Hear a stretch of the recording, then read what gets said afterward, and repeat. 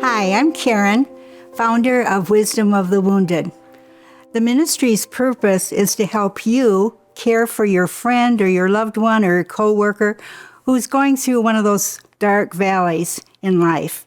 Maybe they're grieving the death of a loved one or experiencing a divorce, or they're living through cancer, and you really want to help them, but you don't know what to say or do. That's where Wisdom of the Wounded is there to help you. We have created a video series called Don't Be a Verbal Villain. And in each of these videos, we'll highlight 3 things to do and 1 thing to not do.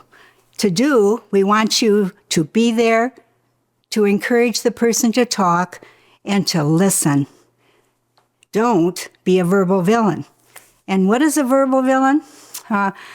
Sometimes in our effort to quickly make someone feel better, we use words that have the opposite effect. When we use quick fixes in caregiving, it's kind of like a villain who steals the healing that could have happened. So let's look at the verbal villains. Today's verbal villain is called the director.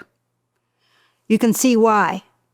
Because no matter what Scott's problem is, she's got the answer.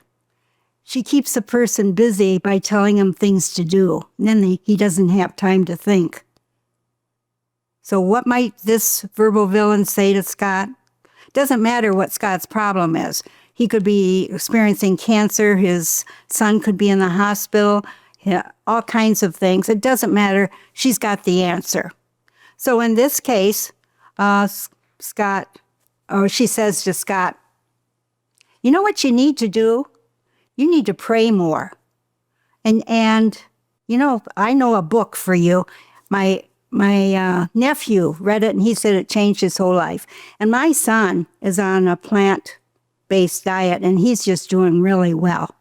So you see, the director has the answer to whatever your crisis is. Again, she isn't caring how Scott is feeling and thinking. Notice his gesture here. It's just like more being pumped into the scene that he doesn't need to hear. He's already confused.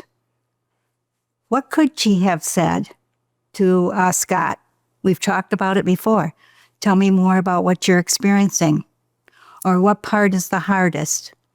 Or what do you feel like talking about today? I really care about you, Scott. So if you want to talk, I'll listen.